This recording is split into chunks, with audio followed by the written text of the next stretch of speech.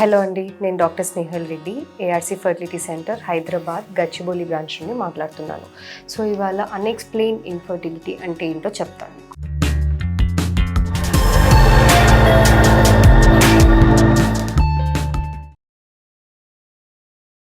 నార్మల్గా ఫస్ట్ మనం అర్థం చేసుకోవాల్సింది ఏంటంటే ప్రెగ్నెన్సీ ఎలా వస్తుంది, ఏం జరుగుతుంది. ఫస్ట్ గర్భసంచి, ఫాలోపియన్ ట్యూబ్స్, ఓవరీస్ ఉంటాయి. అంటే గర్భసంచి, ట్యూబులు, అండాశయాలు. సో ఏం జరుగుతుంది, అండాశయం నుండి ఎగ్ అనేది రిలీజ్ అయినప్పుడు ఫాలోపియన్ ట్యూబ్స్ అనేటివి వాటిని క్యాచ్ చేసుకొని వాటిని ఒక ప్లేస్ వరకు ట్రాన్స్పోర్ట్ చేసుకుంటే ఆ టైంలో హస్బెండ్ అండ్ వైఫ్ కలిసినప్పుడు ఆ స్పర్మ్స్ అనేటివి కలిసి పిండం ఏర్పడుతుంది.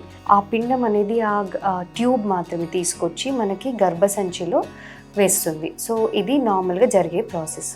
ఈ మొత్తం ప్రాసెస్లో ఏ ఒక్కటి జరగకపోయినా కూడా మనకి ప్రెగ్నెన్సీ అనేది రావడం డిలే అన్న అవుతుంది లేదా రాదు. సో ఏంటవి, స్పర్మ్స్ బాగుండకపోవడము, ట్యూబుల్ బ్లాకేజ్ ఉండడము, అండాశయం నుండి అండమే రిలీజ్ అవ్వకపోవడము, ట్యూబ్ సరిగ్గా పనిచేయకపోవడము. సో ఇవి మోస్ట్ కామన్ మనం చెక్ చేసుకునేవి. సో మనం నార్మల్గా మన కపుల్ వస్తున్నప్పుడు మనం ఏం చేస్తాం ఫస్ట్ అంటే ఇవి చెక్ చేసుకుంటాము. ఓవులేషన్ అవుతుందా, ట్యూబ్స్ బాగున్నాయా, హస్బెండ్ స్పర్మ్ ఎలా ఉంది, most common things we check first.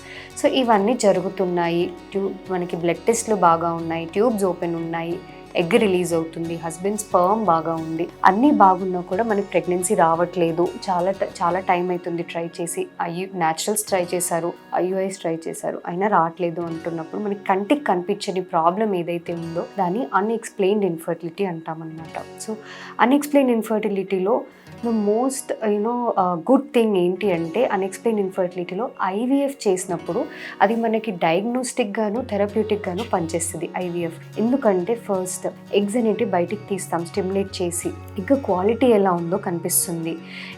Egg sperm అనేది మనమే కలుపుతాం.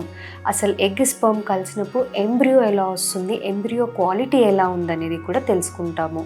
సో ఇవన్నిట్లో ఏదైనా ప్రాబ్లం ఉంది, ఎగ్ క్వాలిటీ బాగాలేదు, ఆర్ ఎగ్ స్పర్మ్ కలిసినప్పుడు అసలు పిండమే ఏర్పడట్లేదు, or very poor quality embryo ఏర్పడుతుంది అన్నప్పుడు అప్పుడు మనకి ఒక ఐడియా అనేది వస్తుందన్నమాట. సో ప్రాబ్లం ఉంది, ఎగ్లో ప్రాబ్లం ఉంది, ఎగ్ స్పర్మ్ కలిసినప్పుడు ఎంబ్రియో రావట్లేదు, సో దీంట్లో ప్రాబ్లం ఉంది. సో అలాంటప్పుడు అన్ఎక్స్ప్లెయిన్ ఇన్ఫర్టిలిటీ ఉంది అని అనుకుంటున్నప్పుడు ఫర్దర్గా ఐవీఎఫ్కి వెళ్తే చాలా గుడ్ రిజల్ట్స్ ఉంటాయి మనకి. వై గుడ్ రిజల్ట్స్ మేడం అంటే ఎంబ్రియో అనేది మనకి ఎలా ఉంది క్వాలిటీ మనకి తెలిసిపోతుంది కాబట్టి, అండ్ ఎగ్ స్పర్మ్ అనేది మనమే కలిపేస్తున్నాం కాబట్టి ఎంబ్రియో ఏర్పడిపోతుంది, మనకు ఒక ఐడియా ఉంది, లోపల వేసేస్తున్నాం కాబట్టి we have more than 60% chance of getting pregnancy in IVF procedures when you have unexplained infertility. Thank you.